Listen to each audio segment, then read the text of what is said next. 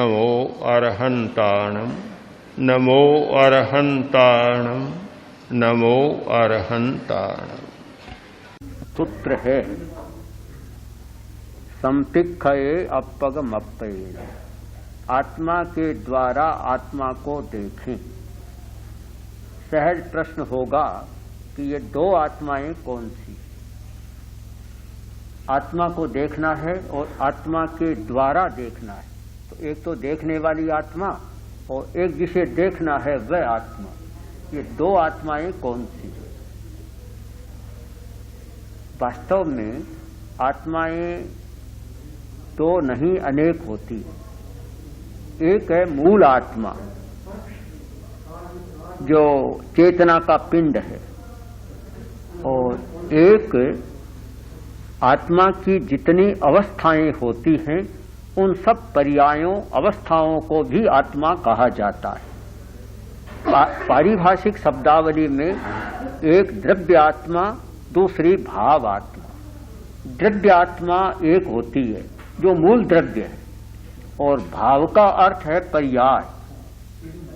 ये पर्यायात्मक अवस्थाएं या भाव अवस्थाएं, भाव आत्माएं दो चार नहीं, संख्यातीत असंख्य हो सकती, कितनी भी हो सकती। तो यह स्पष्ट हो गया कि एक मूल आत्मा और एक पर्यायात्मक आत्मा जो अनेक होती है। हमें पर्याय के द्वारा पर्याय को देखना है, यानी चेतना आत्मा का गुण है या पर्याय है। देखना क्या है? पर्यायात्मक आत्माओं को देखना है। आचारांग सूत्र में इसका बहुत सुंदर प्रतिपादन किया गया है कि जे कोहदंसी से माणदंसी। क्रोध को देखना है। क्रोध भी एक आत्मा है, कसाय आत्मा है, क्रोध एक आत्मा है। क्रोध को देखना है। जो क्रोध को देखता है से माणदंसी, वह मान को देखता है, अहंकार को देखता है। अहंकार ही तो क्रोध का बहुत बड़ा एक कारण है। क्रोध व्यक्ति को आता है, कई कारण हो सकते हैं, उनमें एक बड़ा कारण है अहंकार।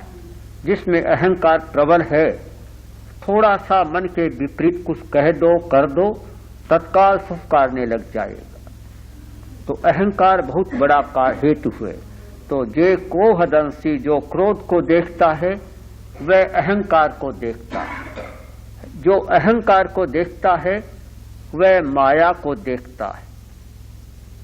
जो माया को देखता है वह लोभ को देखता है। माया का बीज क्या है? लोभ है। लोभ के कारण ही तो आदमी बहुत कपट करता है।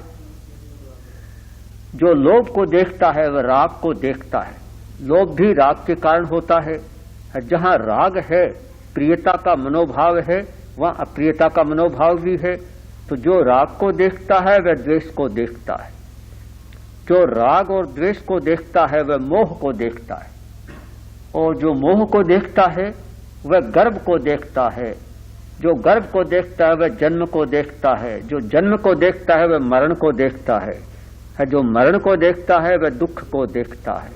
ये सारी आत्माएं, ये सब आत्माएं, हमें प्रेक्षा ध्यान के समय इन सब पर्यायों को देखना है। जन्म को भी जानना है, देखना है, मरण को भी देखना है, दुख को देखना है। हम अस्वीकार क्यों करें कि दुख नहीं है? दुख तो है ही, उसे देखना है। दुख को देखना है, दुख के कारणों को देखना है। ये सारे क्रोध, अहंकार, मोह, ये सब दुख के कारण है। इन सब को देखना है। केवल आंख मूंद कर बैठना ही नहीं है, हमारी दर्शन की शक्ति प्रबल होनी चाहिए। प्रेक्षा का मतलब ही है दर्शन की शक्ति। हमारी दृष्टि शक्ति, दर्शन की शक्ति प्रबल बने और हम हर रहस्य को गहराई के साथ देखें। क्रोध आता है पर क्रोध को देखता नहीं आदमी। अगर क्रोध को देखने लग जाए तो क्रोध अपने आप शांत होने लग जाएगा। क्रोध को देख नहीं सकते क्योंकि देखने का अभ्यास नहीं है, केवल क्रोध के आवेश में आविष्ट हो जाने का अभ्यास है। क्रोध दर्शन का अभ्यास नहीं है। प्रेक्षा ध्यान का अर्थ केवल श्वास को देखना ही नहीं है। यह तो हमारा प्रारंभिक अभ्यास है कि जिससे हमारी देखने की शक्ति विकसित हो जाए और हम श्वास के सहारे मन को एकाग्र कर सकें। किंतु जब हमारी देखने की शक्ति बढ़ जाए और मन की एकाग्रता हो जाए तो केवल श्वास में नहीं अटकना है, फिर हमें आत्मा के इन विभिन्न पर्यायों को देखना है। श्वास तो फिर पीछे रह गया, इन पर्यायों को देखना है। प्रशिक्षक ऐसा प्रयोग कर सकता है कि कभी ध्यान में बैठा, कायोत्सर्ग किया, एकाग्रता की और फिर क्रोध को देखना शुरू कर दी। बस आज पूरा ध्यान क्रोध को देखने में ही लगेगा कि क्रोध कब आता है, कैसे आता है, क्यों आता है, क्या उसका परिणाम वह करता है, आदि आदि सारे पहलुओं को देखना, क्रोध की पूरी समीक्षा करना, यह क्रोध दर्शन का ध्यान हो जाएगा। क्रोध प्रेक्षा, क्रोध की प्रेक्षा भी है। क्रोध भी तो आत्मा है, एक पर्याय आत्मा का। तो क्रोध की प्रेक्षा, वैसे ही अहंकार की प्रेक्षा करना। अब कल्पना करें आप कि प्रेक्षा जान के कितने प्रयोग हैं, कोई सीमा ही नहीं है। जितनी आत्माएं उतने प्रेक्षा जान के प्रयोग। आत्मा असंख्य तो प्रयोग भी हमारे असंख्य हो गए, कोई संख्या ही नहीं रही।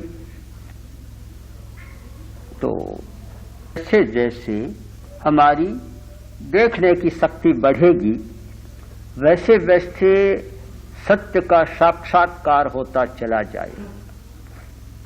सत्य तो है, कहीं से लाना नहीं है, किंतु देखने की शक्ति नहीं है तो वह दिखाई नहीं देता।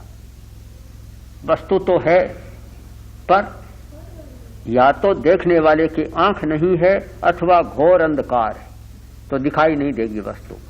होते हुए भी वस्तु दिखाई नहीं देती। वैसे ही सत्य है, पर जब तक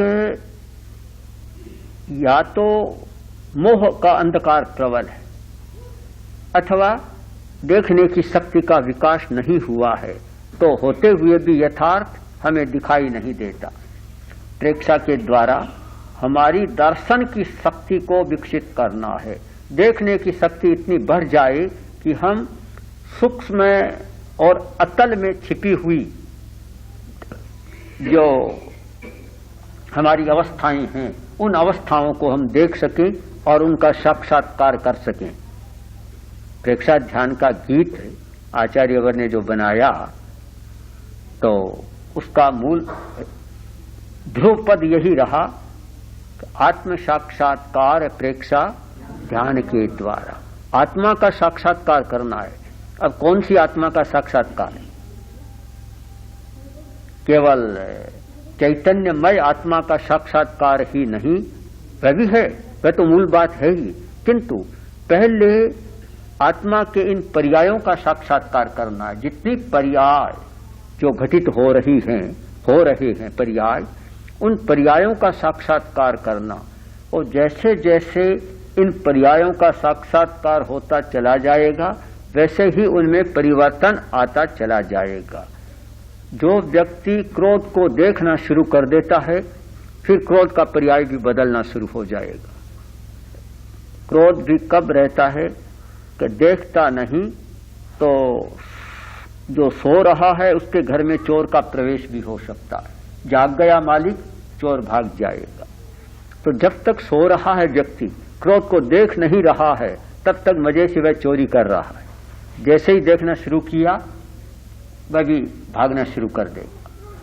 तो एक बहुत बड़ा सूत्र हमारे हाथ में है, देखना, आत्मा को देखना। और इसीलिए प्रेक्षा ध्यान का ध्येय सूत्र, संकल्प सूत्र यह बना कि आत्मा के द्वारा आत्मा को देखो।